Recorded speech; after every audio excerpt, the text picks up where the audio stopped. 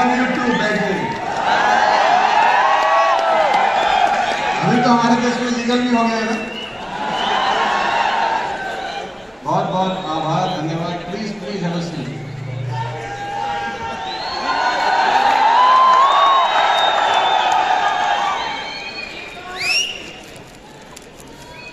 I love you all, please.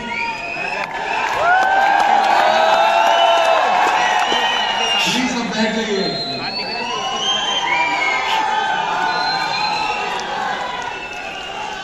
Let me speak, हम मुझे बोलने दीजिए।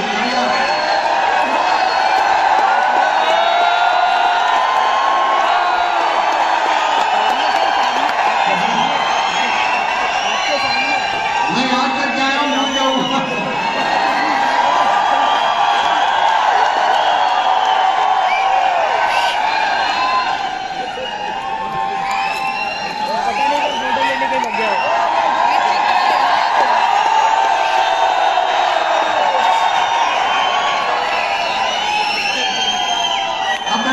आप प्लीज अब मुझे बोलने दीजिए।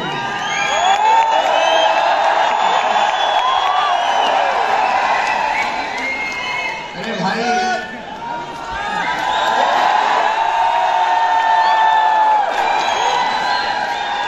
थैंक यू सो मच, बहुत बहुत शुक्रिया, बहुत बहुत शुक्रिया।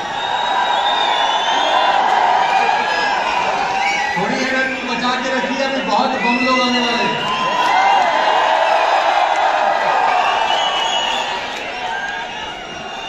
अच्छा, अब मुझे बोलने दीजिए। Let me speak. बदमाशी मत करो, बोलने दो।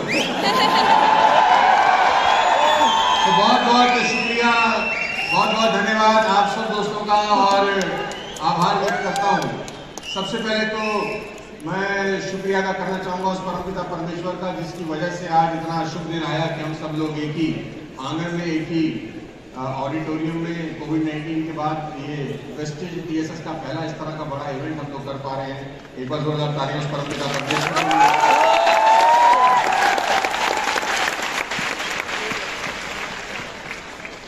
तो साथियों, सबसे पहले मैं अपनी बात शुरू करूं, मैं I would like to thanks दीदी अपना कीमती टाइम हम लोगों के निकालने के लिए इस बिजी शेड्यूल के अंदर। Assistant commissioner of police Surendrajeet Kaur ji का मैं बहुत बहुत आभार व्यक्त करता हूं कि अपना सो प्रीशियस टाइम हमारे लिए निकाला। और सबसे अच्छी बात है कि कहते हैं पुलिस कभी टाइम पे नहीं आती, लेकिन ये टाइम पे आ गई।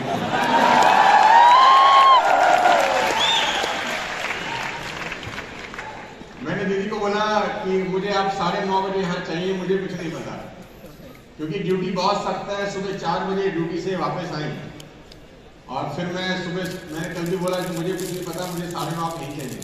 मैं तो ऐसे बात करता हूँ जैसे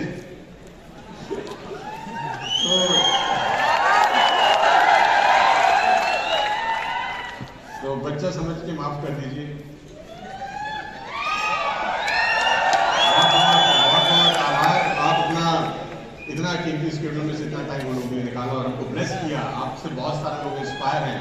अभी आपको दीदी की कहानी सुनने को मिलेगी, उन्हीं की जबानी। तो इंतजार करिए उस घड़ी का जब ये स्टेज पर आएंगे।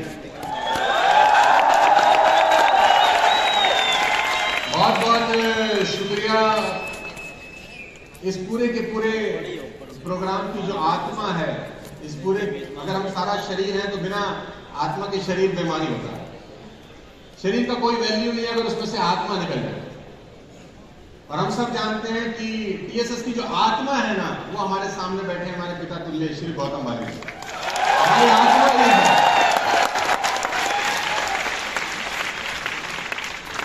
Gautam ji is father figure to me. आज मेरे पिता के बराबर है। I lost my father in Covid second wave.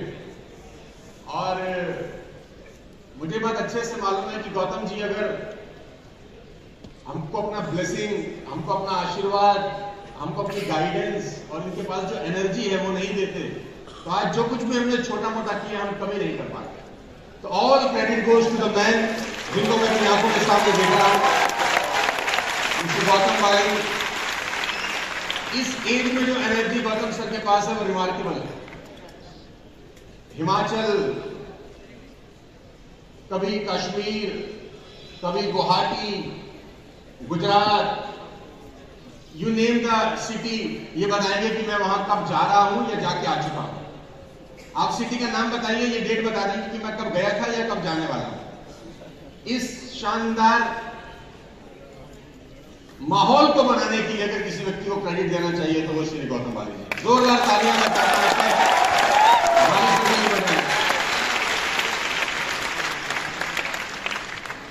उसके बाद शुक्रिया अदा करता हूं उन लोगों का जो के ट्रॉफी अचीवर्स है, जो मेरे बिल्कुल आंखों के सामने बैठे हैं, जिनको आज रिकॉग्नाइज किया जाने वाला है इस कोविड-19 के इस कठिन दौर के अंदर। इन्होंने जी जान लगाकर जो मेहनत करी है, आज इनकी मेहनत को सैल्यूट करने का दिन है। आप सब लोग जिनको आज रिकॉग्निशन किया जा रहा है स्टेज से,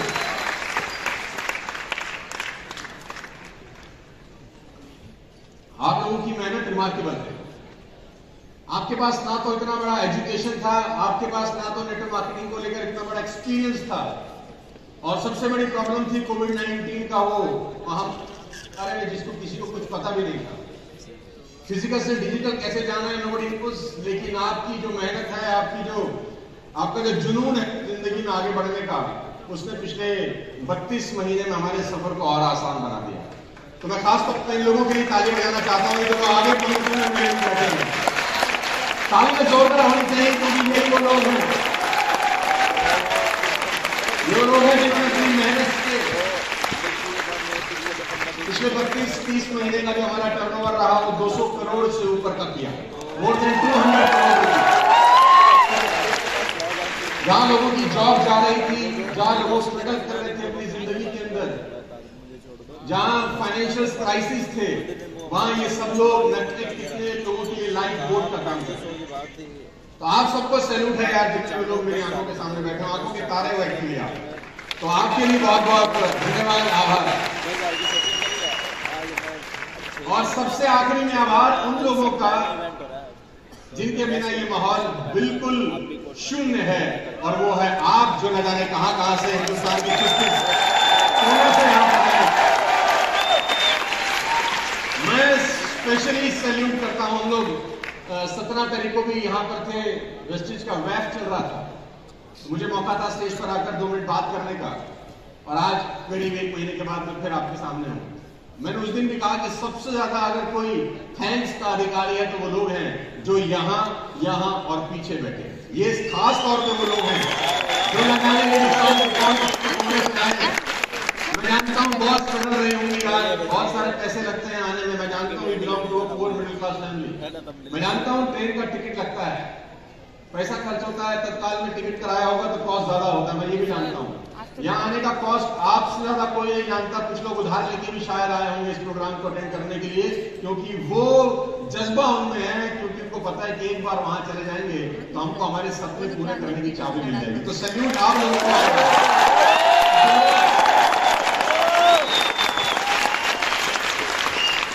मैं आपको विश्वास दिला देना चाहता हूं दोस्त कि आपके लिए एक बहुत बेहतर जिंदगी इंतजार कर रही है। बस इस बात का विशेष ध्यान रखना, इस बात का विशेष ध्यान रखना कि मैम भी बहुत अच्छी बात बता रही थी, मनोज सर बहुत अच्छी बात बता के गए, बाली सर बहुत अच्छी बात बता के गए कि सपनों का पीछे करना। मैं आपसे एक सवाल पूछना चाहता हूं, जीने आए हो इस दुनिया में या जीतने? मैं एक बार फिर पूछता हूं यार, जीने आए हो या जीतने? मैं बहुत खुशनसीब हूं कि मैं एक गरीब परिवार में पैदा हुआ। मैं बहुत खुशनसीब हूं, सीरियसली बहुत खुशनसीब हूं कि गरीब परिवार में पैदा हुआ। बहुत खुशनसीब हूं कि 20 साल पहले जब अपना करियर शुरू किया तो 3 लाख के कर्जे से शुरू किया। बेहद खुशनसीब हूं कि मेरे सर के ऊपर 3 लाख रुपए का कर्जा था आज से 20 साल पहले। मैं बहुत खुशनसीब हूं कि 20 साल पहले मेरे पास कोई सपोर्ट सिस्टम नहीं था जिंदगी में आगे बढ़ने के लिए, कोई रास्ता दिखाने वाला नहीं था। बहुत खुशनसीब हूं और बेहद खुशनसीब हूं क्योंकि जो आदमी मुझे नेटवर्क मार्केटिंग में ले आया वो मुझे छोड़ के भाग गया। बहुत खुशनसीब और मैं इस रास्ते में अकेला हो गया। क्योंकि अमीर बनने का मौका ईश्वर सिर्फ गरीब लोगों को ही देता है। जो ऑलरेडी अमीर है उसके पास ये मौका नहीं है। अमीर होने का मौका गरीब के पास ही है। जो नीचे बैठा ही नहीं वो ऊपर कैसे जाएगा? नीचे वाला व्यक्ति जो बैठा है उसी के पास मौका है ऊपर जाने का। साथियों, गंगोत्री से गंगा सागर की दूरी तो मुर्दा भी तय कर लेता है, उसमें कोई महानता नहीं है। आप मुर्दे को गंगोत्री में बहा दो तो गंगा सागर पहुंच जाएगा, उसमें उसका कोई आर्ट नहीं है, वो तो पानी का बहाव है जो उसको ले जाएगा। लेकिन भुजाओं का बल दिखाना हो तो गंगा सागर से गंगोत्री की तरफ दौड़ना होता है, तैरना होता है।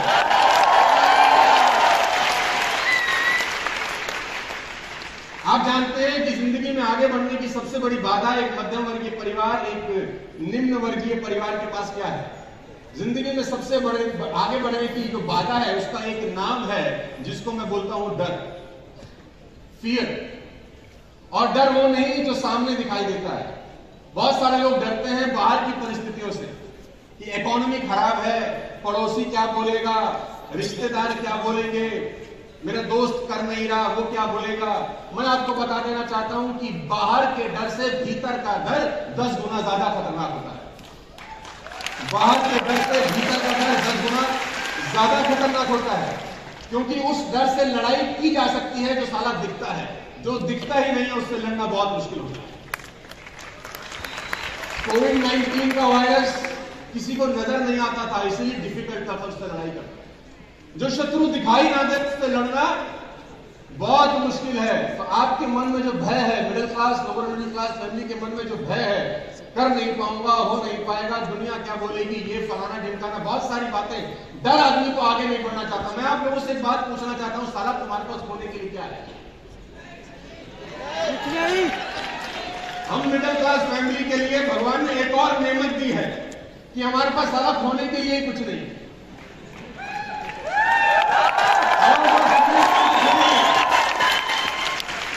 तो मैं आपसे पूछना चाहता हूं, खोने के लिए कुछ नहीं है तो डरने की जरूरत? जब खोने के लिए कुछ है ही नहीं तो डरने का जरूरत क्या है? जो कुछ आएगा वो आएगा ही आएगा, जाने वाला कुछ नहीं है ही नहीं, तो जाएगा कहां से? सावधान रहिएगा इस यात्रा में उन लोगों से जो तुम्हारे सपने चुराएंगे। सावधान रहिएगा उन लोगों से जो ड्रीम स्टीलर्स हैं। आपके मकान का सामान चोरी हो जाए तो वापस हो सकता है, उसको हासिल किया जा सकता है। आपकी कार चोरी हो वापस आ सकती है, लेकिन कोई तुम्हारे सपने तुम्हारे पल्लू से चुरा के ले जाए तो उसको वापस लाना दुनिया का सबसे मुश्किल काम है। तो सावधान रहिएगा उन लोगों से जो तुम्हारे सपने चुराने आएंगे। इस प्रोसेस में गालियां बकेंगे तुमको, घबराना नहीं। बस मैं तुमको बता दूं, शिशुपाल ने भगवान कृष्ण को 100 गालियां दी थी। शिशुपाल ने भगवान कृष्ण को 100 गालियां दी थी। जब भगवान कृष्ण 100 गाली सुन सकते हैं तो मैं और आप कम से कम 1 लाख तो सुन सकते हैं।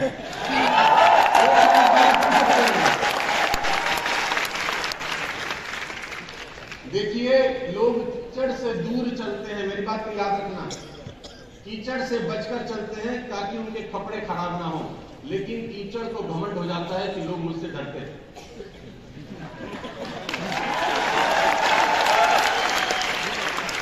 तो दूर रहिए ऐसे लोगों की संगति से जो आप पे छींटाकशी करते हैं। और एक ही बात बोलिए, 5 साल आप वो करिए जो आप कर रहे हैं और 5 साल हमको वेस्टेज करने दीजिए। 5 साल के बाद बताएंगे कि तुम किस जगह पर पहुंच गए और हम किस जगह पर पहुंच गए।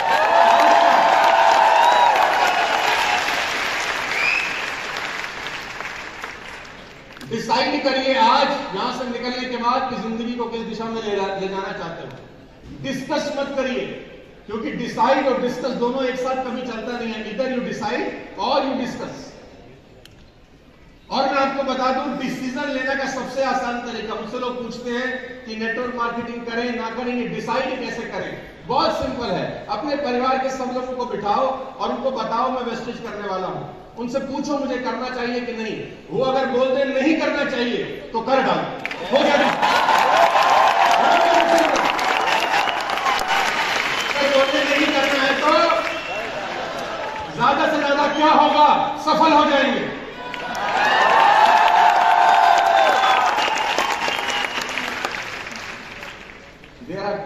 of life, ladies and gentlemen, boys and girls. One is easy, one is right one. आपकी जिंदगी में दो रास्ते हैं, एक आसान, एक सही। दुर्भाग्य है आसान रास्ता कभी सही नहीं होता और सही रास्ते कभी आसान नहीं होते। Unfortunately, the right one will never be an easy one, and the easy one will never be a right one. और मुझे नहीं पता कि आप कौन से रास्ते पे चलने वाले हैं। वो कहते हैं कि झरनों से मधुर संगीत न फूटता अगर राह के पत्थर ना होते।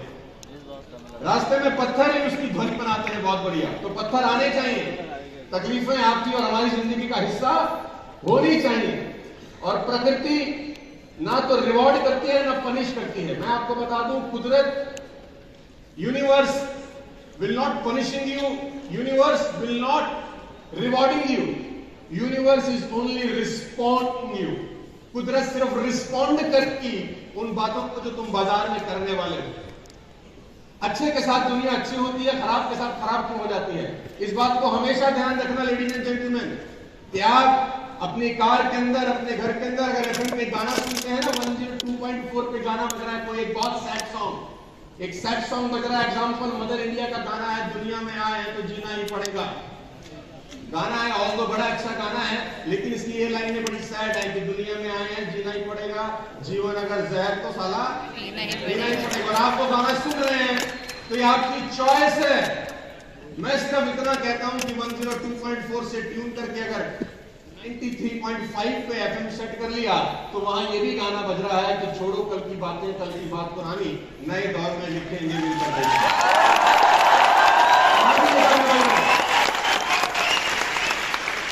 और गाना तो बज ही रहा है, आपको फ्रीक्वेंसी सेट करनी है यार।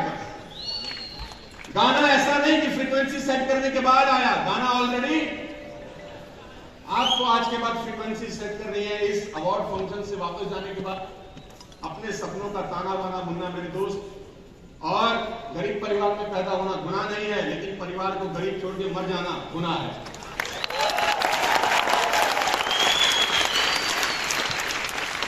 आपका जन्म, आपकी मृत्यु आपके हाथ में नहीं है, होती है क्या? इसके बीच का सारा प्रोसेस साला आप ही के हाथ में है। ना जीवन आपके हाथ में है ना मृत्यु, लेकिन इसके बीच का जो प्रोसेस है वो कैसा बेस्ट कर सकते हैं या वर्स्ट कर सकते हैं वो आपके हाथ में है। कहते हैं 84 करोड़ योनियों के बाद जीवन मिलता है। आफ्टर 84 करोड़ योनियां कहते हैं जीवन मिलता है मनुष्य का। एक ही मौका है, क्या पता भगवान अगले जन्म में सारा कुत्ता बनाए, बकरी बनाए, क्या पता मुर्गा बनाए, क्या बनाए, नोबडी नोस। बनाए ना बनाए ये भी नहीं पता। We have only one life, one choice. और मैं फिर आपको बता देना चाहता हूं, जिंदगी आसान। I lost my father in second wave of Covid. 4 मई को मैंने पिता को खोया, आज 1 साल हो गया। 3 मई को I lost my sister in law, एक दिन पहले। 5 मई को मैंने 2 क्रिमेशन की। जेंटलमैन, कहना बहुत आसान होता है, रोंगटे खड़े हो जाते हैं, रूह कांप जाती है। क्या आप सुबह भी एक संस्कार कर रहे हैं शमशान घाट जाके और शाम को भी संस्कार कर रहे हैं, और रूह तब कांपती है जब आपकी वाइफ भी 99.9% लंग्स खत्म हो चुके हैं जिसके, और वो आईसीयू में सीवियर कंडीशन में जिंदगी और मौत के बीच में झूल रही है। 27 दिन she was hospitalised in ICU. और तकलीफ तब ज्यादा होती है जब आपको खुद को कोविड है, 90% आपके भी लंग जवाब दे चुके हैं और आप असहनीय हैं, कुछ नहीं कर सकते। आप सिर्फ होते हुए देख रहे हैं कि मेरे साथ ये क्या हो रहा है। जिंदगी के उस दौर में जहां जिंदगी इम्तिहान लेती है, जिंदगी के उस दौर में जहां ईश्वर आपकी परीक्षा लेता है। बहुत सारे लोग मुझसे पूछते थे कि ये क्या हुआ, ये दिन इतने खराब आ जाएंगे, ऐसा सोचा न था। तो मैं तब भी एक ही बात बोलता था कि ईश्वर की बड़ी कृपा है मेरे ऊपर, वो मुझे जो भी देता है सब पर फाड़ के देता है। ये भी सोचने का एक तरीका है दोस्त। वापस आए और धन्यवाद देंगे इस शानदार कंपनी का। बात पैसे की नहीं है, लेकिन एक बहुत इंपॉर्टेंट बात आपसे करना चाहता हूं आज यहाँ पर। कहते हैं पैसा सब कुछ नहीं, लेकिन पैसे के बिना भी, पैसा भगवान नहीं लेकिन उसका छोटा भाई तो जरूर है। उसका छोटा भाई है।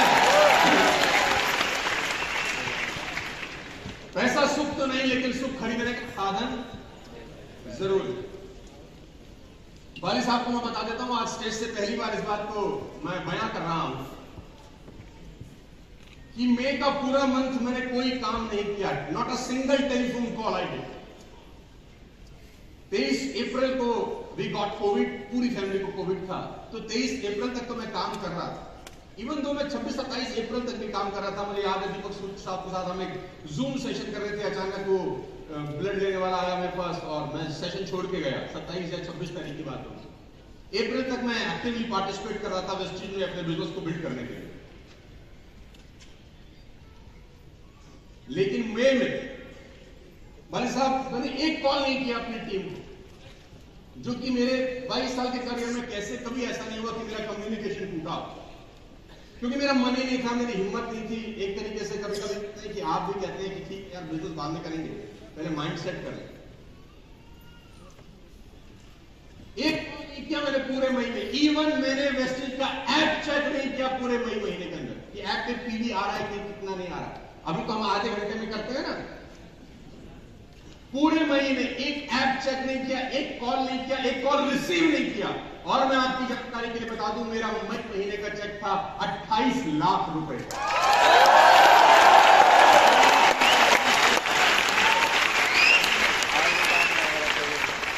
लोग पूछते हैं कि वेस्टेज क्यों करनी चाहिए, क्या अभी भी बताने की जरूरत है कि साला क्यों करनी चाहिए? कौन सा बिजनेस आपको बिना काम किए 5 पैसे भी देता है? बाजार में चले जाइए, बाजार में सारा काम करने के पैसे नहीं मिलते। मुझे उस महीने 28 लाख रुपए मिले। बात पैसे की नहीं है, अब पैसे की नहीं है, बात है उस सिस्टम की जो आपके बिना भी आपको पैसा देता है।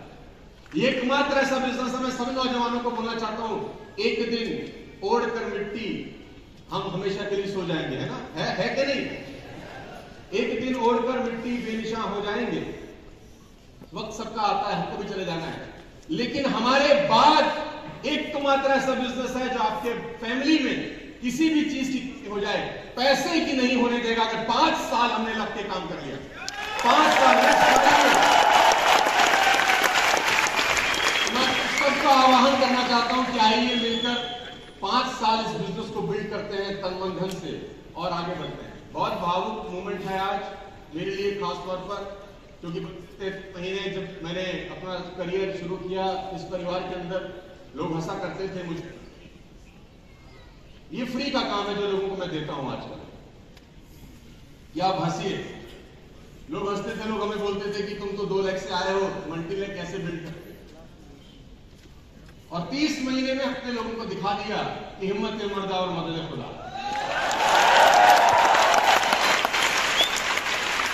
आज हमारी अचीवमेंट्स पूरे देश के कोने कोने में है। आज 4 कंट्री से यहाँ पर लोग बैठे हैं। मैं उन सबका भी आभार व्यक्त करता हूँ और शुक्रिया अदा करता हूँ कि आप अपना कीमती टाइम निकालकर यहाँ पर आए। और जाते जाते मैं एक ही बात आप सबसे बयां कर देना चाहता हूँ, हम तो नहीं रहेंगे यार।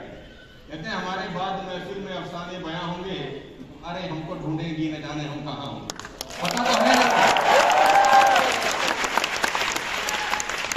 लेकिन एक ऐसा प्लेटफॉर्म, एक ऐसा सिस्टम वेस्टेज हम दिया है कि आने वाली जनरेशन हम पे फक्र करेंगी कि हमारे पापा, हमारे भाई, हमारी वाइफ, हमारे दोस्त उस दौर में वेस्टेज किए जिस दौर में गौतम बाली जी स्टेज पर खड़े होकर लोगों को मोटिवेट किया करते थे। 20 साल, 30 साल, 40 साल के बाद, 50 साल के बाद, 70 साल के बाद हम नहीं रहेंगे, कोई नहीं रहेगा, लेकिन वेस्टेज रहेगा। आने वाली जनरेशन वेस्टेज का बिजनेस बिल्ड करेगी। इस जुनून के साथ, सपने के साथ यहां से बाहर जाइएगा दोस्त, क्योंकि बाजार में लोग आपके गिरने का इंतजार कर रहे हैं। उनका इंतजार अनंत काल तक चलना चाहिए।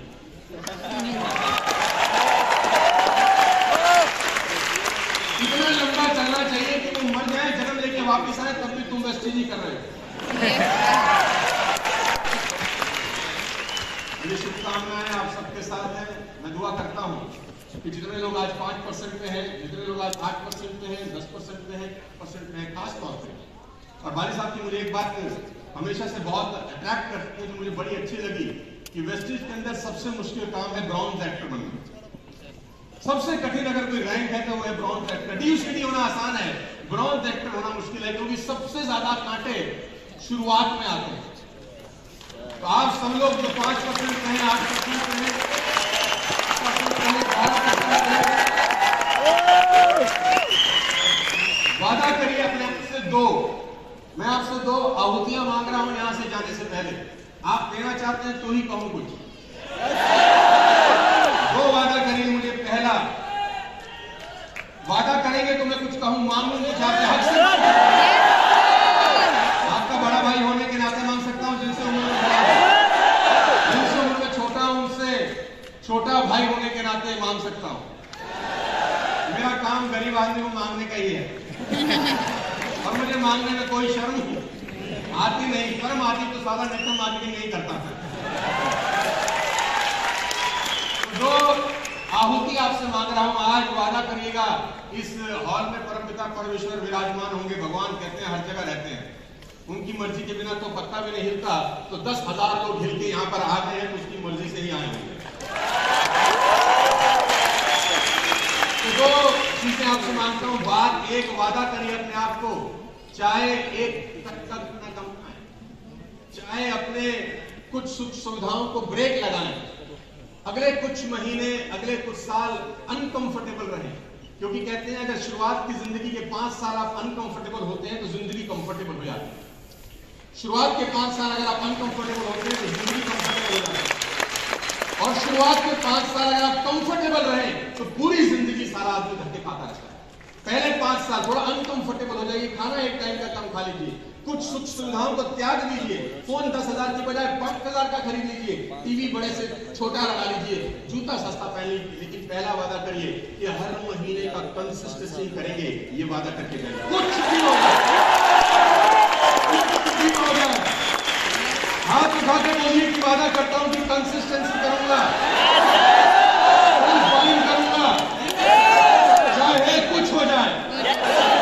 ये पहली सीढ़ी होगी दोस्त, ये पहली आहुति है उस हवन कुंड में जो आपको सुख, वैभव, गुडविल और आपकी जिंदगी में सारी सुविधाएं देगा। मैं फिर कहता हूं, छोटी छोटी चीजें दिखती नहीं है, असर बड़ा करती है।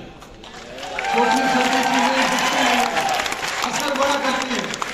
तो पहला वादा मैं आपसे ये चाहता हूं कि जितने मेरे भाई दोस्त बहने यहां पर बैठे हैं कि सेल्फ बाइंग ऑफ 100 पीवी या कंसिस्टेंसी ऑफ 100 पीवी, सामान तो हम खरीद ही रहे हैं दुनिया भर का, दाएं भाई कंपनी को खरीदते हैं। किसी कंपनी को हमारे सपने से सारा कोई लेना देना नहीं।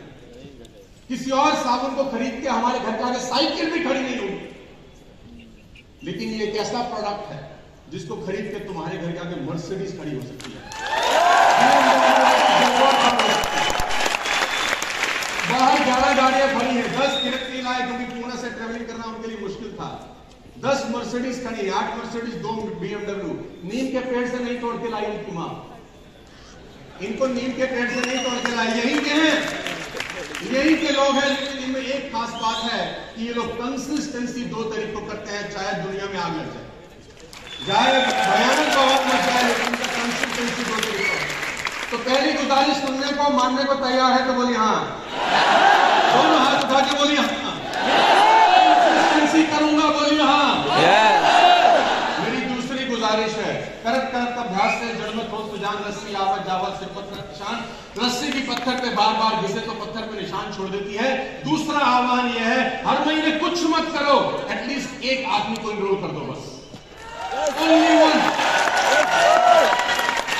one human being with 100 PV, एक व्यक्ति की इनरोलमेंट। अगले 4 महीने का ये मिशन कर लो, ये हैबिट बना लो, ये वादा कर लो अपने माँ बाप से, अपने खुदा से, जिस ईश्वर को मानते हो, अल्लाह से, वाहिगुरु से, जिसको मानते हो उसको वादा करो। अगले 4 महीने कुछ करूं ना करूं, हर महीने एक नई स्पॉन्सरिंग करूंगा विद 100 PV। ये 2 वादा आपसे चाहता हूं। जितने लोग यहाँ पर आए हैं, ये दोनों वादे इस महीने पूरे करिए।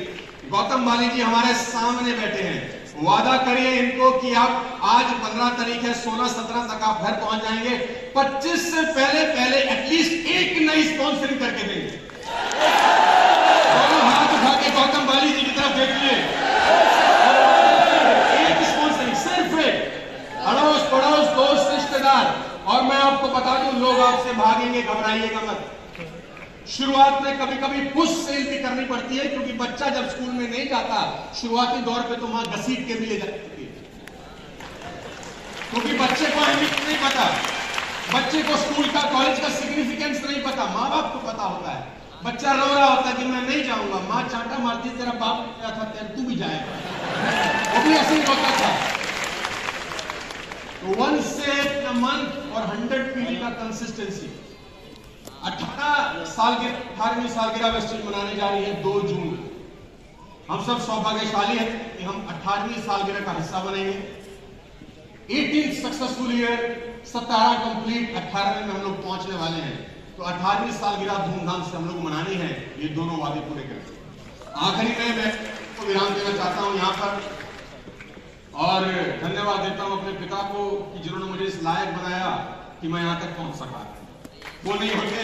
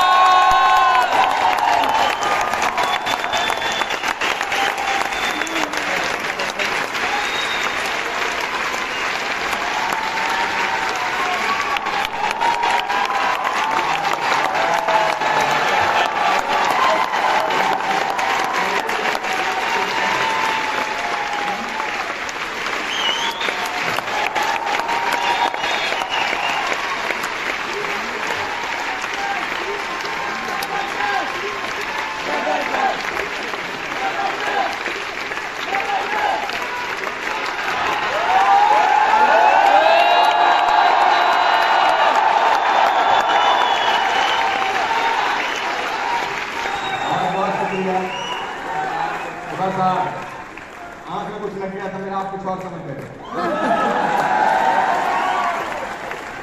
बहुत बहुत धन्यवाद, शुक्रिया आप सबका इस प्यार मोहब्बत देने के लिए और वेस्टर्न पे भरोसा करने के लिए। बहुत बहुत आपका आभार देना चाहता हूँ।